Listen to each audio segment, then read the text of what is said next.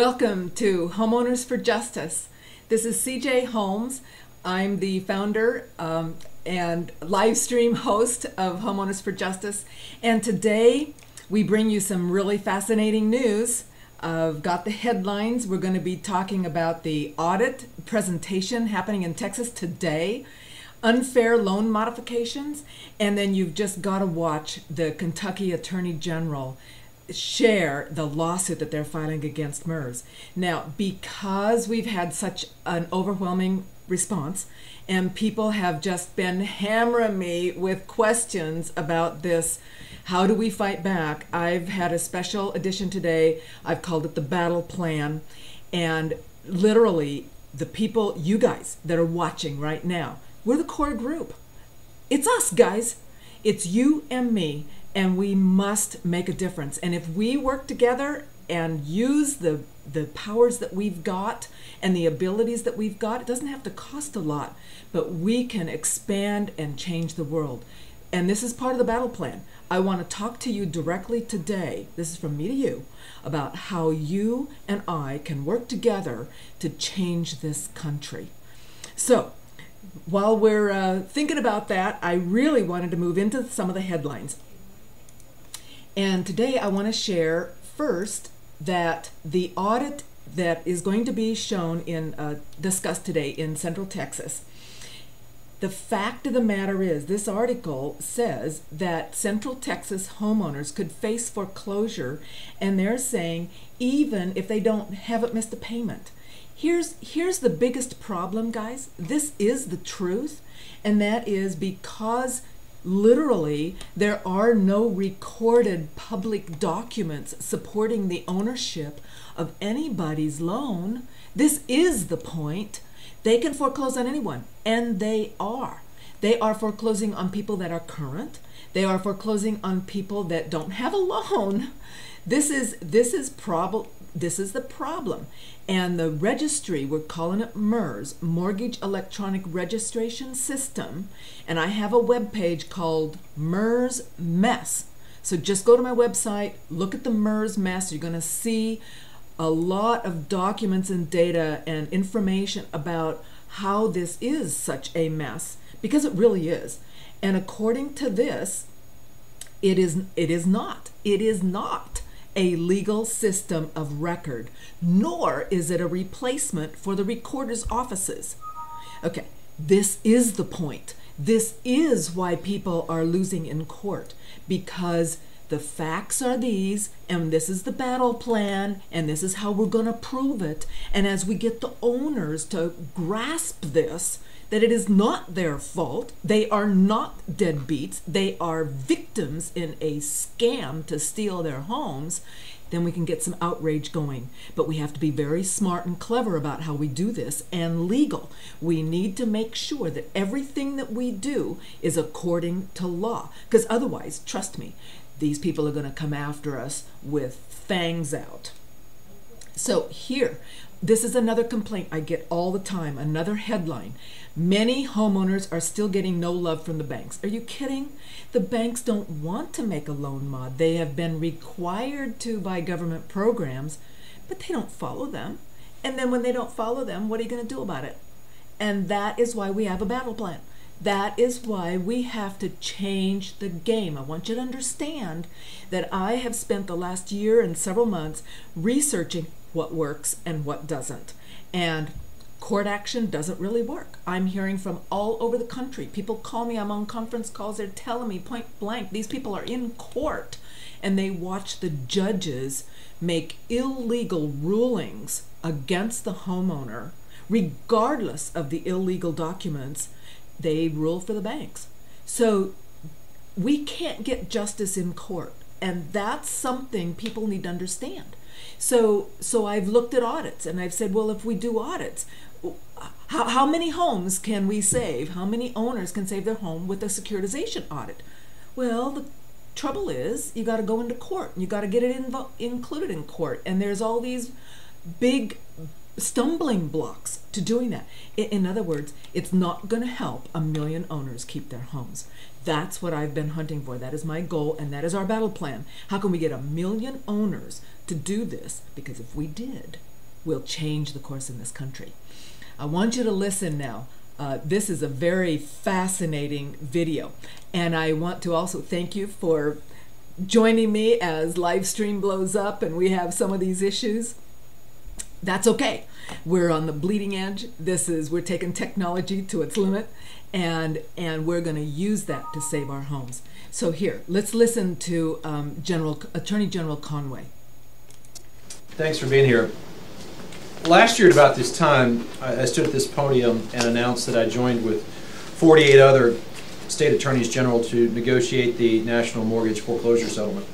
That settlement came after months of investigation by many AGs into the behavior of our nation's 5 largest banks at the height of the country's housing crisis.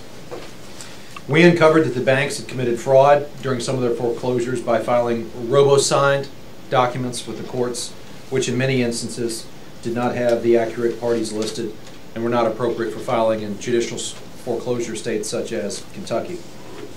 Kentucky's share of that settlement was about $59 million. $38 million of that is being allocated currently by the settlement administrator directly to consumers who qualify for either refinancing, loan write-downs, or cash payments of up to $2,000 if they were foreclosed upon.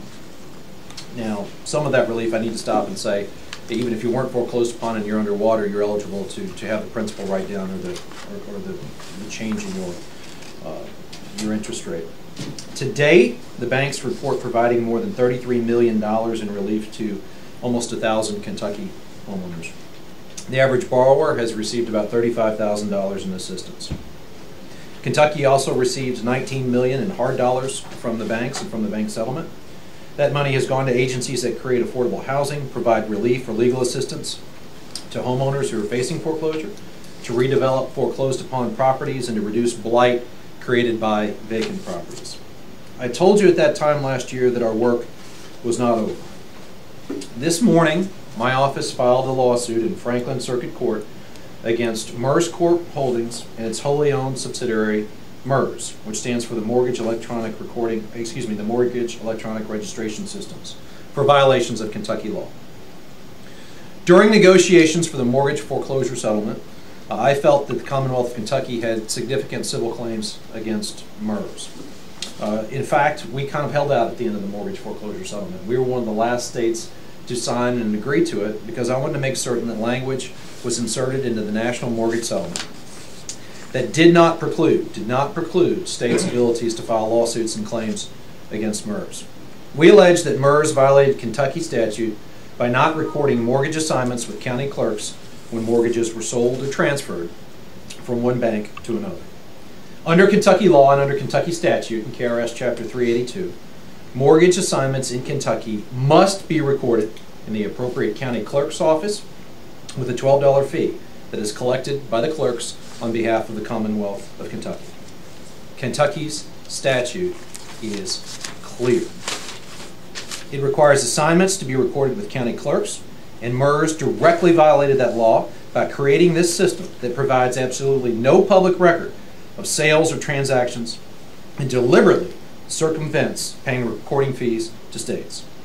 The process makes it very difficult for consumers to access data, to find out who owns their loans, and the Commonwealth is ripped off when it comes to the recording fees. And I would stop here and point out for our major newspapers in the state, which are often preaching and talking about transparency, I know that many of you or some of your colleagues have gone to county clerk's offices to see what public figures hold what piece of property, who is the mortgagee, and to what bank they owe what. In the interest of transparency now, for about 60% of the mortgages in this state, what you see is MERS. You have no idea who actually holds the note. You have no idea actually to whom the loan is owed. It's an important transparency issue. MERS was created in the 1990s to enable the mortgage industry to avoid state recording fees, to allow for rapid sale and securitization of mortgages, and to shorten the time it takes to pursue foreclosure. Its corporate shareholders include, among others, Bank of America, Wells Fargo, Fannie Mae, Freddie Mac, and the Mortgage Bankers Association. Currently, MERS has more than 6,500 member institutions. More than 70 million mortgages have been registered on the system. The lawsuit alleges that since MERS creation, members have avoided paying recording fees nationwide in the amount of $2 billion. And hundreds of thousands of Kentucky loans are registered in the MERS system. I don't have exact data for you, but we know that roughly at any given time, we have about 500,000 mortgages recorded in this state. And if about 60% of the mortgages are MERS mortgages at this point, you can estimate that roughly 300,000 mortgages in Kentucky are under the MERS system.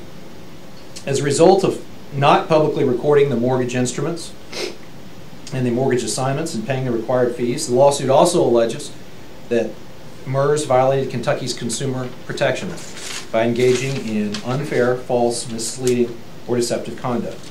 And under Kentucky law, MERS could be liable for a fine of up to $2,000 for every one of those violations. This whole process undermines the integrity of Kentucky's public land records. Before the bottom fell out of the housing market, banks were bundling up and selling loans on the securities market as fast as the ink could dry on the paperwork. And it's oftentimes interesting for me to go back and talk to people about the economic meltdown in 2008. There are a lot of our citizens, a lot of my constituents who think that the economy just blew up. That just blew up, that from time to time we enter into an economic downturn.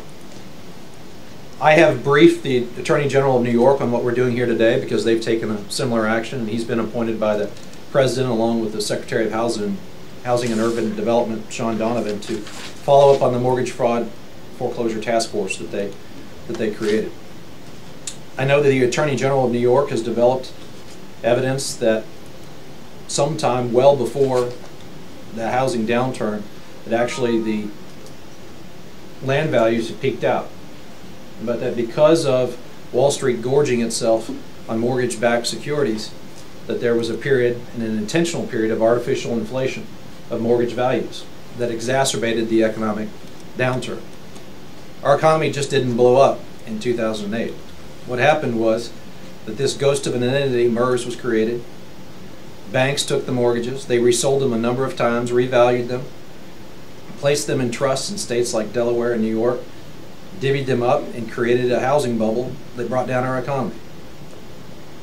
And we have to make certain as public servants that even if Kentucky only plays a small part in it, we have to make certain that we learn the lessons from that debacle and that it doesn't happen again.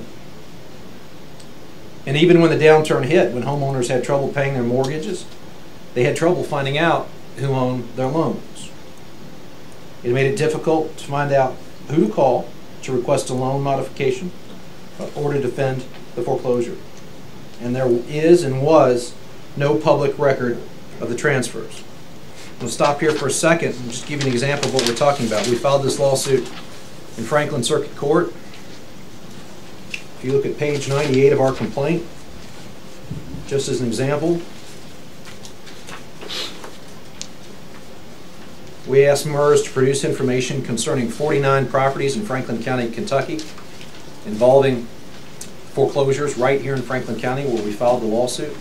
We investigated and developed our own information. Pursuant to that request, MERS could only provide data on 43 of these properties. Our review of these 43 properties turned up some troubling data. With respect to 19 of these 43 foreclosed upon properties, nearly 50%, data in the MERS system was inconsistent with information found in a foreclosure file in Franklin Circuit Court. With respect to 11 of these properties, the MERS system had no record of the foreclosure proceedings whatsoever, even though we can tell from Franklin County records that a foreclosure took place. With respect to the other 8 properties in which the inconsistencies exist, the foreclosing party identified in the MERS system does not match up with the party that filed for foreclosure in Franklin Circuit Court. This happened all over the Commonwealth of Kentucky. In addition, the lawsuit makes civil claims that MERS created this system to unjustly enrich and pad its bottom line at the expense of consumers in the Commonwealth of Kentucky. This is a complicated issue. I know for many of you it's going to be tough to report on and fully explain. But most people that have bought a home and taken out a loan understand what a mortgagee is. That's someone who holds your note. That mortgage is supposed to be recorded in the county land records so that anyone who wants to see what's going on with a particular piece of property can go check the meets and the bounds and who holds the lien. MERS claims that it's the mortgagee. However, MERS is a ghost. It's a front to allow banks to reassign mortgages behind its facade without proper disclosure. MERS has no beneficial interest in the loan. They're not a creditor entitled to payment. They're not a lender. In fact, they have very few employees. Throughout its existence, MERS has had only about 50 employees. But what they do is they allow their member banks to name their employees as certifying officers. So these MERS certifying officers are really employees of the banks. No one's really checking up on them, even though they're acting in the name of MERS. And at last count, there were over 20,000 people in this country acting as MERS certifying officers. In July 2011, MERS put in place a rule change that said that there could be no foreclosing in MERS' name, which begs me to ask the question, if you can't foreclose, how can you claim you're the mortgagee? Additionally, our lawsuit makes it clear that MERS lacked standing to foreclose in the Commonwealth of Kentucky. If you read our rules of civil procedure, it says that all actions have to be brought in the name of the real party in interest. MERS is not the real party in interest. Oftentimes they didn't even hold the note, but they made claims in our courts that they did. They didn't check these quote-unquote certifying officers from the bank, and oftentimes after foreclosure proceedings had begun, MERS went ahead and assigned the mortgage after foreclosure had begun, which they're not supposed to do. MERS destroyed the integrity of the public land recording system in the Commonwealth of Kentucky. We're the fourth state to file suit, joining Delaware, New York, and Massachusetts. Last year, after the national mortgage settlement, the President of the United States named a mortgage fraud task force chaired by Secretary Donovan of HUD and Attorney General Eric Schneiderman of New York. We are participating in that task force. Late last week, I briefed both Attorney General Schneiderman and Secretary Donovan on this coming lawsuit. They have pledged any and all resources they can provide to help us with discovery and to make certain we get to a process in the future that is certainly a lot better than the one that we have been through.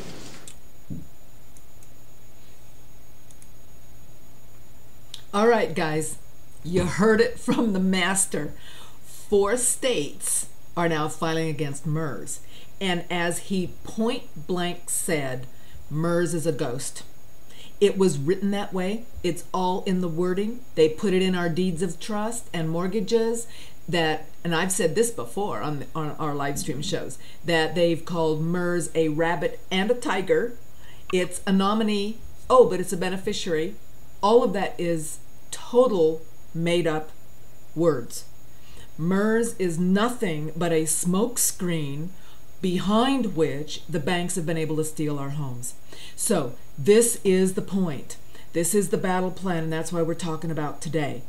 Now, the first thing I want to share with you is how you can contact me, because together we can do this. So please, if you're going to email, I ask that you email to HOFJ, stands for Homeowners for Justice, of course, at cjholmes.com. And you can also instant message me on Skype, via Skype, and I have the instant message Skypes open on my computer during these live stream shows, and I can read the little messages that you send.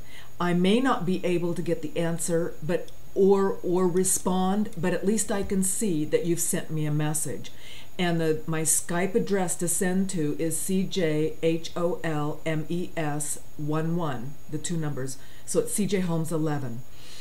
You can IM me anytime, day or night, and when I get back on Skype, I can always respond to you, or we can put it into the next show, the next day. You can call. You're welcome to call my office, 707-578-5727. Please understand it's just myself and mostly my loyal administrative assistant, Gail, who answers the phone or listens to messages. And even during the show, if you can catch her and get a response, or she calls you back, she will email or instant message me the message that you have. So even if you don't have Skype, you can at least get your questions sent over. I'm going to be responding to questions today because we've had several, and I know that they're going to be fairly similar to a lot of people that have questions, particularly those people that perhaps don't even know that this is going on, because that's part of the battle plan today, is how do we get everyone else to join us. So here's the page. You can always pause the live stream, write this down, try to get a Skype account, try to get a webcam, because that way we can chat on the computer and we can see each other. And you can actually call in during the show as we get that set up. It's pretty hard for me to take that because I plan the shows, I try to plan the shows ahead the day before, at least the day before. So try to give a little heads up and we can get you scheduled, or like on an update Friday. If you have Skype, then you can video in and we can see your face. And if you don't have Skype, I've been asking everybody to send me a picture. So that's contact. Here's the battle plan. Let's get down to business. We have just a little over half an hour today, and I want to share with you my vision. I'm a real estate broker, independent. I've been doing business. I do transactions in the real estate market. The real estate market's been ruined, in case you hadn't noticed. Prices have collapsed. Thousands, millions of people have lost their homes to foreclosure. It's very difficult to even get transactions done. So even when you start to see, sales are up, just understand that a lot of those sales are not going to owners. Owners aren't being able to buy the house. Large investors are buying the houses with cash. So big money is moving in, and even bigger money is buying these houses directly from the banks as vacant foreclosures. They're not even listed. So people like me don't even have an opportunity, never have an opportunity to list, because I'm not an REO broker. I don't list foreclosures. They wouldn't pick me. So anyway, it is what it is. They picked certain people in the real estate market to do all the listings. So those REO brokers just got thousands and thousands and thousands of listings, and they still do. The fact is, everybody else struggles. They're on the buyer side. They're trying to make 20, 50 offers, trying to get the buyer into escrow. So real estate is not at all what it used to be. Not just the fact that the values have fallen. And now, latest number I read is that I think it was 8 million homes are still underwater. That means their loans are higher than the property value. They're upside down, and when you're upside down, the lenders don't want to refinance you, and often you don't qualify for any kind of a loan modification program, even if you wanted one. So it puts all the owners between a rock and a hard place, and as we've heard repeatedly, and I'm going to just point that out, the fact of the matter is the banks want the houses, they want the land. And remember now, and tomorrow we're going to go more into the Federal Reserve and the fraudulent fiat credit creation, because they're creating with a computer click money that they are using to buy off our senators, our House of Representatives, our president, our agencies, everybody, so that they can take the land. It's all about being a land baron. They want the property. They want to own the property, turn you and me into renters so that they have control. That is the point. And we can fight back, but we have to have more than just us. Come on. I think there's 68 following me or something right at this moment. The fact is, we need, 600,000. We need 1 million homeowners. So that's part of the plan. So the first step in everything is we have to keep the house. You have to stave off foreclosure. And anybody that's been lied to and said, well, you have to default on your loan mod so that we can have default on the payment so we can give you a loan modification. That's a complete lie. But people have been, they didn't understand the banks were just lying to them, just telling them lies so that they could take the house. And that is what's happening. So many, many, many people, including deputy sheriffs, we hear this all the time. It's not just, quote, deadbeats. Are you kidding? It's anybody that wants a loan modification is going to be a victim of this scam. So they tell them they lie to them and say default. They can take the house in foreclosure because you can't fight back in court because the judges are just ruling for the banks. Because the judges basically say, whether it's a judicial state or non-judicial, doesn't seem to matter. I hear this from Florida to California, Minnesota to Texas, and that is, the judge says, well, did you borrow the money? Yes. Have you defaulted? Yes. Well, then the bank gets the house. It's as simple and as illegal as that. And until we get 50 attorney generals filing like Kentucky, New York, Delaware, and Massachusetts against MERS, the people are going to lose their houses. And we must stop this. So that's number one. We got to keep the house. Hook or crook, we got to delay and stay. Delay the auction, stay in the house. Then we must expand. We have to get that word out to others. And in that process, we need to shift the public opinion. We need to shift away from deadbeat into, this was a scam. These banks, they lied, cheated, and stole our houses. There's many benefits for shifting that opinion to the truth. The number one benefit is they'll stop foreclosing. We will be able to stop that en masse with other, attorney general actions or other ways. We're still exploring, but that will be part of the result of shifting that public opinion. Another part of that will be people hate the bankers. And that is crucial to the new wave of public banking. Tomorrow we're going to talk more specifically about private banking and how all of that credit creation profits private individuals. And it is completely unnecessary. We do not need that. And we should have the creation of credit for loans and purchasing and the removal of goods and services around our country and world. It should be the creation of credit for public benefit. Just think about it. And I'll leave this with you, and then we've got to go into some of the specific steps and the questions and answers for these action plan. Just think about this. Every time you read any news article about the billions in bonuses that Goldman Sachs people got, you just think, if we had a public bank, those billions would be coming into the public's coffers. And we could use that to help the homeless and to provide more social services that we all want. We could, be more charitable and helpful, and we could actually turn the street lights on again. Things like that. Every profit from every private bank should be public benefit. That's the difference. Think about it. Okay, so on the battle plan, the very first step is to keep our homes. We've got to keep the house. People in their cars cannot fight back against the banks. People that are fighting in a lawsuit or all these actions, trust me, I get emails a lot from people that are just struggling, doing everything they possibly can. Some of them are spending more money than they have to try to keep the home and trying to stop the foreclosure.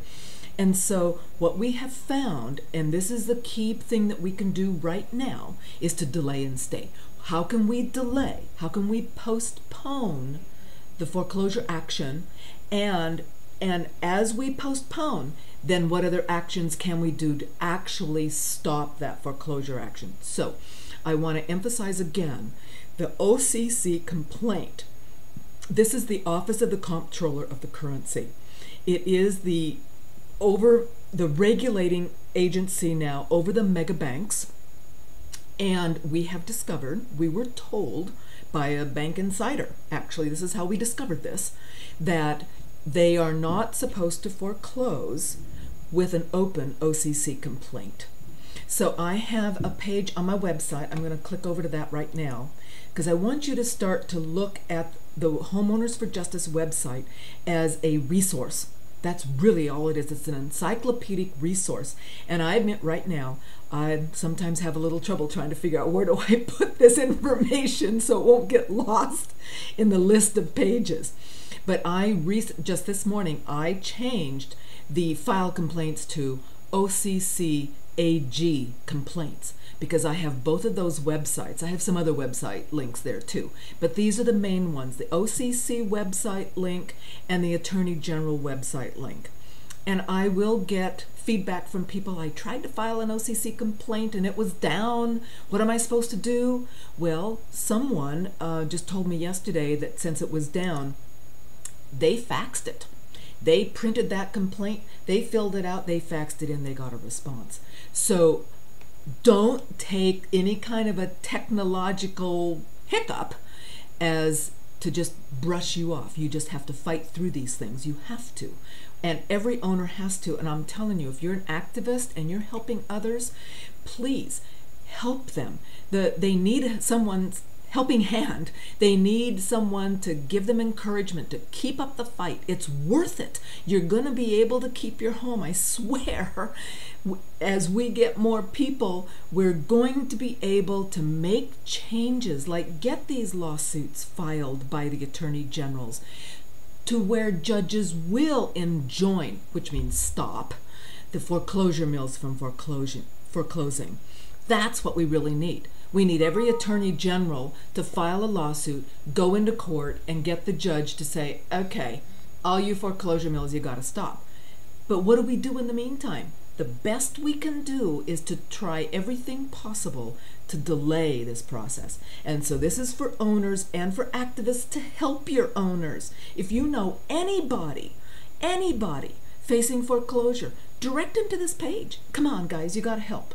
So here's the website link for the OCC, and I've also explained as best I can how to do it. I've given samples, I've given explanations, have people read down through this list, and also whenever you do this, please make sure that you get the legal department of the foreclosure trustee. The foreclosure trustee is the company. These companies are the ones in California, California Reconveyance. Notice that all of these companies have that same phone number. These are just shells. These are wholly owned bank subsidiary shell corporations that the banks are using to foreclose.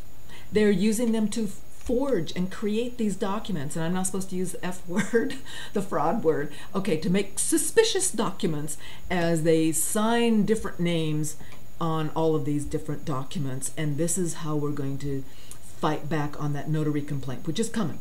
So I wanted you to see that these are the foreclosure mills, and these are the departments, the companies that are filing foreclosure against homeowners. So when the homeowner gets a response from the OCC complaint, then they need to make sure that the legal department in the foreclosure trustee gets that, because then they're the ones that change and postpone the auction dates.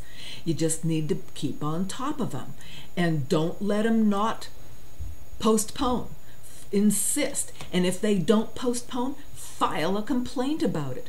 Go into the OCC website, you get a complaint number, write back a complaint about the servicer and the foreclosure mill. So back to keeping our homes. That's the OCC complaint. Number one, do that right now. It takes, maybe an hour to fill it out. People need to think and draft their little complaint, but actually registering it on the website is very fast. And then very quickly, typically within a couple of hours, definitely same day, these people get a response back in the email from the OCC saying they have an open complaint. So use that to the max. The next is the notary complaint, and Randy and I went through that yesterday. Trust me, it's a little bit confusing, and so I spent all day afternoon yesterday to actually simplify best I can how to do that. Now, and I apologize, it's still under the false document affidavit webpage. And I'll probably try to go back and name the pages better.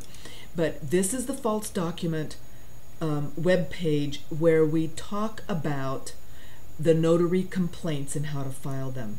So I think I'll probably call it notary complaint, so that you'll know what it is and where to find it. And I apologize, but this is what happens when things are moving and we're changing and shifting. Sometimes it gets to where I need to edit and make it more understandable.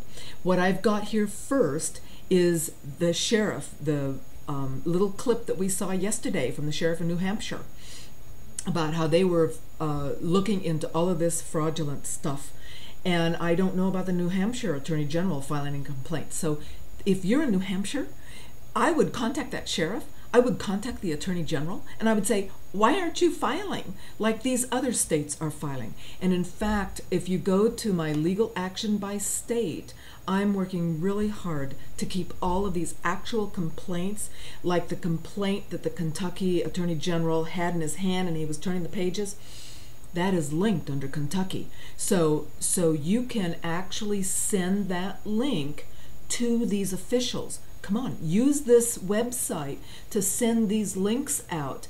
They're all here, and all the legal action I'm trying to put into by state so that we can all find them and we can actually share them with elected officials. And as more and more of the activists and owners do this, we're going to make a dent. We're going to start shifting public opinion. It is crucial that we do that. So here's the action from the Attorney General. This is the the little video we saw just this morning, that 12 minutes from Attorney General in Kentucky filing the lawsuit against MERS. This is what every Attorney General should do. So use these links. Now, I've also linked some of the live stream sessions that we've had, but then I've gone down and on the collecting the evidence and filing the notary complaints. This is a way to help postpone foreclosure auctions. Randy shared with us yesterday, he has a contact that had filed the complaint. It happens to be a California notary, and California Secretary of State makes it very plain that when you file a complaint, it's going to take a long time to get around to looking at the facts and making a ruling on it, at least a year. So what this contact for Randy did was took that complaint response from the Secretary of State, just like you take the OCC complaint response, take the Secretary of State notary complaint response, and make sure you get that to the legal department of the foreclosure trustee. Because here is the point. When a notarization is in question, and if the ruling comes down from the Secretary of State when they finally make a ruling, that notarization is false, then everything that notary did is false. Those are void documents on the property. And a void document means it has no authority to do anything. So the items that were notarized, so let me explain this. Every foreclosure, and if you do not have a notice of default yet, you will not have these documents. That's one of the problems that's addressed in that MERS lawsuit in Kentucky. And that is, nothing is recorded, it's all kept in MERS until the notice of default. So time after time after time, people send me their documents, or I get their documents online because they've asked me, help, help. And so I'll get documents and look at them. And literally within one day, the same day or the day before, real close to the notice of default, often just a few seconds before the notice of default, they have filed an assignment, a trustee substitution, a notice of default. boom, boom, boom. And they send them in to be recorded in that order to try to give the facade of matching legal requirements. And as I discuss this, you'll understand better why I call that a facade, because all of these documents virtually are made up. They're fake. The titles are fake, the signatures are fake, the notarizations are false. But we can't just, we're saying that, but we must prove that. And if we can prove that and get these notary judgments from the Secretary of State and pass those on to our district attorney and our attorney general, they're going to feel, and we do that by the thousands in each state. This is the point. It's the political wins, the pressure, the people. When you get 100,000 people all filing the same complaints and all going to their DAs and the state attorney general saying, look, this signature is false, I've got this proof. This notarization is false, I've got this proof. This notarization signature, notary signature is false, I've got this proof. And we start doing their homework and in the process keeping the houses and keeping people in their homes. Then we're going to shift the mentality. It will shift from the fact that, oh, these owners, they just want a house for free, to, no, we're all victims in a scam, and this is the scam, and these banksters have perpetrated it. So that you understand the key documents you won't have until you have a notice of default. And then when you have a notice of default, in general, you probably will, but there's nothing, you don't know exactly what documents are going to be recorded. But in general, especially lately these days, there will be an assignment, and that is the shifting of the beneficiary who actually benefits from that note and the deed of trust. And as the Kentucky Attorney General pointed out, all of these assignments are fake, and none of them are legal because they're all filed long after the loan was securitized. But that's pretty abstract. And really right now I don't want to get into that. We don't need to. What we need to do is go to the recorder's office and get certified copies of every assignment, every trustee substitution, every notice of default, some people have more than one, any and every notice of trustee sale, and some people have several. And if you've already lost the home to foreclosure, you get a certified copy of that trustee's deed upon sale, because that document, these documents have signatures. The assignment, substitution, and trustee's deed on sale have notary signatures. Get those, because then do these steps, and both of these steps can be done today. We need to do them now. So if you or anyone you know facing foreclosure, get them here and get them to do this today. The sooner the better, because today they could go to the county recorder's office and get certified copies of these documents. It won't cost very much either. All we need is the assignment, the trustee substitutions, default, sale, and trustee's deed on sale, whatever ones you've got.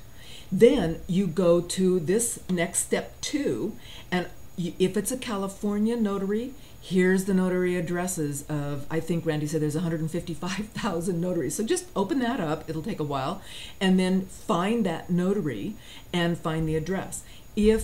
So that you can fill out this sample journal entry letter. This is a request letter for that journal entry. We showed it yesterday, and the journal entry actually is the signature on the notary's journal of the signer of that document, of any one of these documents, the assignment, and it would only be the notarized ones. So you would only send these journal requests separately to every notary. Even if the same notary notarized 2 different signatures, send them as 2 separate requests. Always keep everything separate.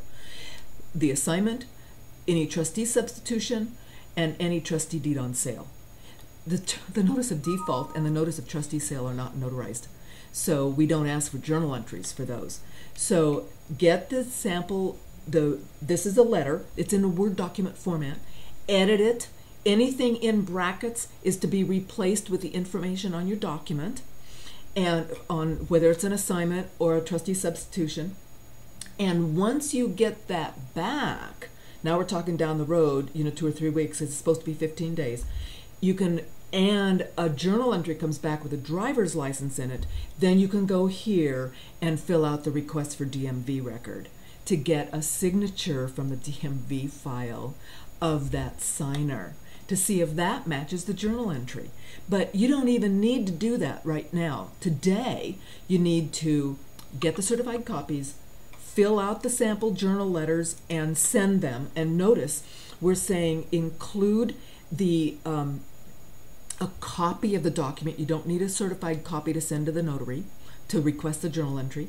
Include a money order for $1 for each request, and include a self-addressed stamped envelope. And Randy just told me today, this morning, he said, don't put the stamp on, go to the post office and see if there is some way to track whenever the response has been sent, returned to you.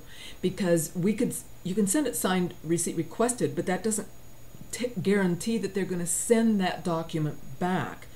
And that's really what you want to know. You want to know when that notary returns that document to you. Did she return it or not? Or are you just going to wait forever to see if something shows up in the mail? So he's recommending that on that self-addressed stamped envelope, you go into the post office when you go to mail this, and you ask them for how to track that coming back and put that on that self-addressed stamped return envelope, like a certified, some kind of certification. So that's a very good advice. Thanks, Randy. Then today, with those certified copies, you can file a notary complaint with the Secretary of State today. Take the certified copy. We have a sample here of the notary complaint that's filled out. It's an example. I'll have other examples filled out as soon as I can. And because people have questions, and everybody's situation is a little different. So I'm going to work on some standardized boilerplate complaints that would fit most circumstances, and you can pick and choose. And that really helps. The fact of the matter is, the easier we make it for every owner in the country to send this to their Secretary of State for the notary and complain on the notaries, and then get that complaint response back from the Secretary of State and get to their foreclosure trustee legal department, the faster we've stopped foreclosures. And the more pressure we put on all of our elected officials as we notify them of all this stuff going on. They haven't seen it. And this is the effort of converting an abstract, we've got, bad foreclosures, to, oh my goodness, this signature is fake. That signature is false. That's a false notarization. Now we're going to get the local officials' attention, our recorder, our district attorney, our sheriff, and our state attorney general, in particular, those four. So that's the first thing, keep the homes. Here's the second step, and this is my request to everybody watching. Help me. Help us get this word out. This is going to save our country. First, it'll save the homes, but then it's going to help the people understand that the reason we're losing the houses, and we're going to go into this in detail tomorrow, is because it's the bank's intention.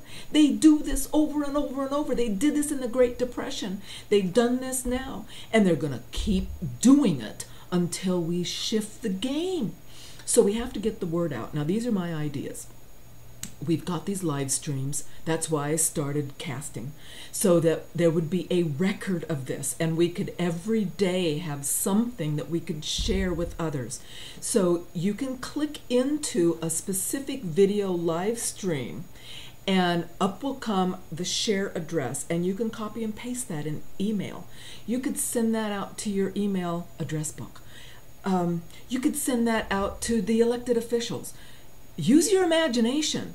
Help me figure out how we can get 1 million homeowners to join the action.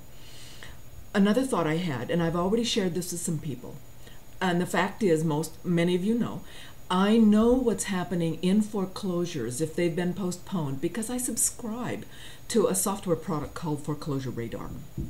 And it has the property addresses and actual owners' names. and who's foreclosing and which lender and which foreclosure trustee is on at least that record. And of course, like you said, well, in MERS, it's hard to say, but at least in this software, we have that information. Right now in California, there's about 90,000, a little less than 100,000 property owners facing foreclosure auction right now. That means they're in the final stages. They've already got all these other documents. They could all benefit from filing an OCC complaint and a notary complaint. They could do that right now and asking for those journal entries so that we could actually build these false document or suspicious document affidavits that I've been talking about. And a draft is coming. I'm still working on it. Randy and I are brainstorming this because I just want to do it fast. And he says it's got to be all legal. So let's make sure we've got all of our ducks in a row. And he's so right. So we're working on getting those ducks in a row. And when that's available, I'm going to take another session and we will go through how that works so that can be shared. But the fact is, like Mendocino County, I told them, well, you have 165 people, I think it is, owners facing auction. So why don't you send out the mailing? Because that's not very expensive. Somebody maybe could come up with 40 or 50 bucks to send out letters to everybody.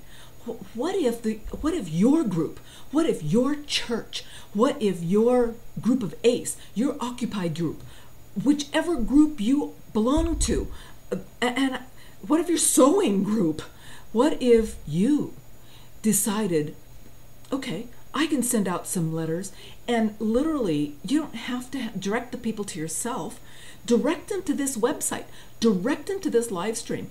We've got it already here, but we need help in getting that message out. I just don't have $50,000 right now of my own that I could put to funding 100,000 letters. I'm sorry, I just don't.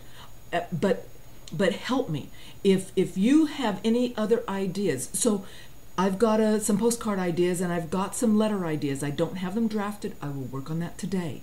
And I will have them up on the website so that you can literally just print them and put your own letterhead in there or whatever you want. Use Homeowners for Justice. I don't care. What I care about is that every owner keep their home. And everyone that is losing their home gets this chance to keep it. So what I'd like and what I'm asking is that anyone watching, you've got ideas. I know you've got ideas. You're sending me ideas all the time. So please send me the ideas that we can share on our Update Friday today. How can we get the word out? One thing I'm doing also for Has Occupy Mendocino and Jed Davis, I have been drafting a boilerplate email with all the links and stuff that can be sent out to the officials like the recorder, the district attorney, the sheriff, in preparation of him presenting his suspicious document affidavit. We haven't sent it yet, but we're getting that prepared. And when that's done, I can have that uploaded so that you can literally just send that link out to all of your officials. I mean, I'm trying to use technology the best we can. And so here we go on shifting public opinion. And then I'm going to take just 5 minutes to try to answer some Q&A. And because I've got a lot of questions that have come in, but they're fairly similar and I want to address them. So if you have a question that's sort of like that, you'll understand what the answer is. So here's shifting public opinion.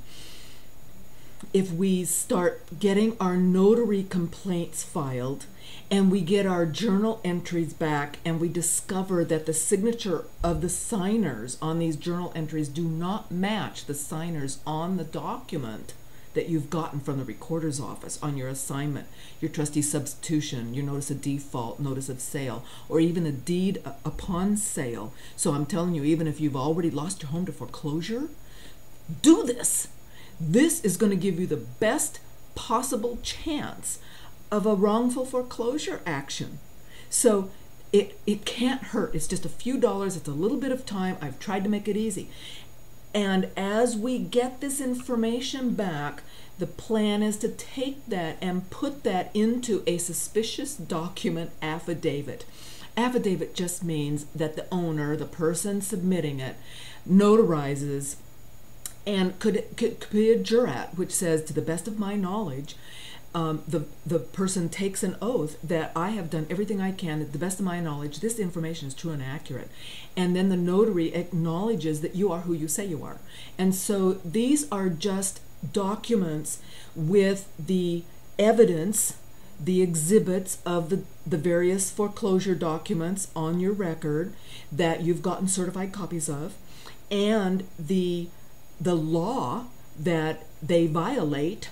And so we're citing these laws in entirety, by the way. And then the list of the complaints, which laws were violated on which one of these documents, and then the demands. And the demands would be, for restitution, to have that document voided and removed, to have that foreclosure overturned. Hopefully, just imagine, what if 50 or 100 or 500 or even more, but I think even 50 of these affidavits landing on any district attorney's desk would give him pause. And he would start to go to the county attorney and the supervisors and the recorder and say, now wait a minute, we got a real problem here. That means the owners, you and me, the activists and the owners, have shifted the game. We've taken it from the courts, where they're winning without a doubt. You already know this if you've been listening, to the public opinion and the list of violations that can't be ignored. Just like the Attorney General in Kentucky, he states, look, they said they were supposed to stop, and that was the consent judgment, by the way, in April last year, 2011. The mega banks signed those, and they said they wouldn't robo-sign anymore. Robo-sign means faking and forging documents is really what it means. We're going to just lie about the notaries and lie about the signatures and, not worry about it. And they were supposed to stop that. And they said, yes, sir, we'll stop that. They didn't. They did not stop that. So many of these documents I've got from 2012, and they're still robo-signed. You can look at the page I've got of forged signatures. So the fact of the matter is, this is really, really important. And the recorder affidavit of authority, I'm really glad I made that note. That's going to be a Q&A, because somebody said, I want to know more about the affidavit of authority. Now, the affidavit of authority is the statement. It's O'Brien's. We've just used that as a very good sample of a single-page form that the recorder's office, in his case in Massachusetts, his recorder's office is requiring that affidavit, that form, to be filled out by the attorney that is filing the paperwork to foreclose, and basically swearing, yes, everything on this document that I'm sending in for you to record on this foreclosure is true, and I stake my license on it. And when O'Brien started to require that from these foreclosure mills, they wouldn't respond. They would not send that document back. They know these documents are forged and fake, and they're not going to stake their own personal license on it. So that is an effort, a separate effort that people, activists particularly, are trying to get recorders in every state to decide they are going to do. Can they, will they, how do we get them? Those are all big questions. But that is separate from owners saving their home. So I'm trying to keep it understandable. We're trying to do all of these actions at the same time so that we can try to get as much shifting of the public opinion as possible. So on questions and answers here real quick. Here's a question. I've been trying to get a loan mod for months. They just refused me to Wells Fargo, and I have a sale date in 5 days. Any suggestions? And so this is what I wrote. And I think after this live stream, you're well aware of what I would say, and that is go to the website, go to owner-occupant OCC complaints, go file that right now, and then go down to the false document affidavit, which I'll probably rename notary complaints, and do that. Immediately go right now to the recorder's office, get certified documents, certified copies of this list of documents, request the journal entries, that's just a letter, and a little bit of format there, and then file a notary complaint. Take the certified copy, file the complaint, get it sent. Do that today, because once you've done that, even before you've gotten a response from the Secretary of State on the notary complaint, you can let the legal department in the foreclosure trustee that's trying to foreclose on the home, let them know you've filed a complaint. Probably just the filing will be enough to help them decide to postpone the auction, because the fact is, if they continue and then you get a ruling that the notary was fake, did not apply, that document is void, now the bank and the foreclosure mill are on the hook. And they have to rescind that foreclosure, and it's a big mess. So definitely do that. Here's the next question. Do you have the steps how to remove fraudulent documents from the recorder's office yet? No, I don't. We're researching that. Both Renee and Randy are reading the code to figure out if there is any way that the recorders could actually get these documents voided. Probably not. I don't know. We'll wait to hear from them, and good luck with their reading task. The fact is, using the complaints to postpone auctions is about the best we can do right now. But as we pursue this, and as these suspicious document affidavits pile up on the DA's desk, are sent to the mainstream media. Come on, let's send them to CNBC. Let's send them to CBS. Let's send them to New York Times. Let's send them everywhere so that they start stacking up on the desks of these reporters, and the paper starts, and the TV stations start to go, oh, another one, because you know what they're going to do. You know what they'll do. They'll take the package, and they'll flip through it, and they'll start to look at the signatures, because that is the point. And that is why we've collected as many signatures as we have. I've been trying to build my own little database here that everyone is welcome to use. I'm going to clip to it right now on the screen. This I had titled Notary Fraud and Forgery. I'll be renaming that to Forged Signatures, or suspicious signatures, excuse me. And so here's the list of names on documents, and this list is growing. You'll notice that it's getting longer and longer and longer, and I've got some examples that we'd used on another live stream right here, the false notarizations, that's what I called it. And basically you've got the same notary on this document for Lauren Stone, the signer. You have the same notary on the same day notarizing two different signatures. Well, now that's very suspicious. And anybody with Janine Hoffman as a notary should immediately file a complaint. You understand what I'm saying? And so the news media, the people, the employees of the station, they're going to take these documents and they're going to start looking at this. And that's what's going to make it real. That's what's going to shift the mindset from, that owner just wants a free house, to, what? What's this about? And you'll notice on this list of these names, occasionally I've actually pulled out of the list of documents, like for Lauren Stone, let's just take that one. These documents on the same day, Lauren Stone signed as officers of B of A, Countrywide, Bank of New York, and MERS. We already heard the Kentucky Attorney General say that's not legal. That even violates MERS rules. And then here's the different signatures notarized on the same day by Janine Hoffman, which is what I just showed you, the snip down there. And then this, because Lauren Stone shows up over and over, and I'm getting more and more signatures all the time, when I'm updating a link, I will put the date that I last updated it, so that you can actually sort of keep track if it happens to be a name on your file. And you'll notice here several notaries on these documents. I think it's 5 or 6 different notaries notarized different signatures. So that is very, very suspicious. And those documents, without even being certified, can just be included in your suspicious document example and affidavit.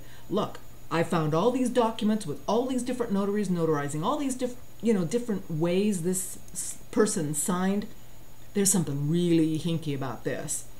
And so, oh, and here's one where Brandon and Hettel swapped. So on one document, one was the signer, the other is the notary, and then they reverse positions. Come on.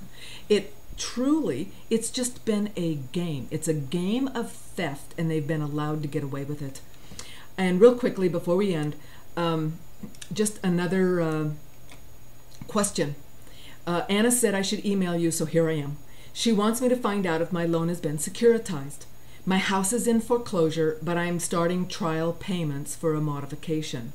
The loan is owned by Freddie Mac, but still serviced by my original lender, Wells Fargo. What should I do? Well, the very first thing she should understand, and everybody needs to understand this, if your loan is being serviced by any one of the mega banks, most likely, 99%, it's been securitized. If they've been talking to you about a loan modification like this, you know for sure it's been securitized.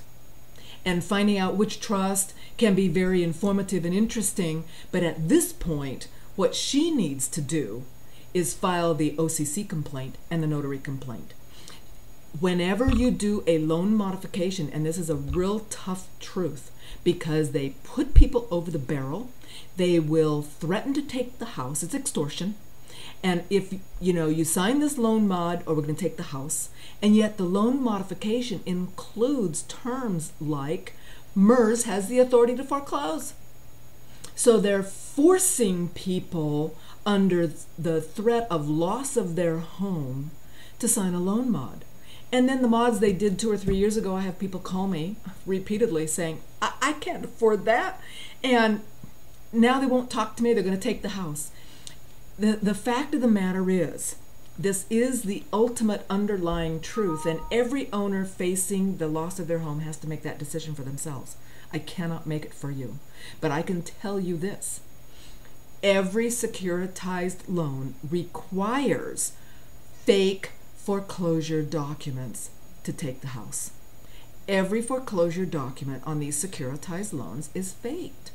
That is the point. That's why they got some underling to claim, plead guilty to forgery of foreclosure documents over there on Doc X. Trust me, it should have been the heads of B of A, and the heads of these Citigroup and Chase that are actually going into 3 hots and a cot into prison.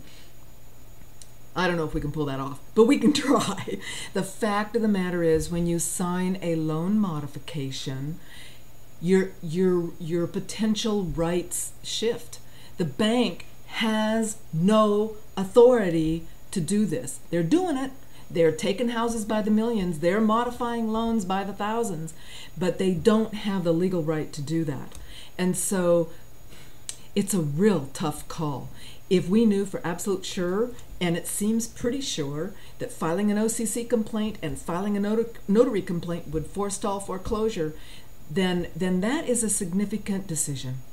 The owners, I'm sorry, you're going to have to make that decision yourself, but truly get more owners around you. Help us get this battle plan put in place. We need to shift the public opinion, because when public opinion shifts to the homeowners, then the homeowners aren't going to be under this kind of pressure of extortion and threat of loss and being booted out and having their home not even taken back by the bank. So then they're on the hook years later, we talked about that last week on zombie titles. The fact is, it's a humongous mess, and it really is meant for the theft of the homes. So help me do the battle plan, and please help me come up with more ideas. Share this. How can we get more owners on board? Thank you so much for watching. This is CJ Holmes, founder of Homeowners for Justice, looking forward to the battle and getting some more wins under our belt. We appreciate your watching. We'll see you tomorrow.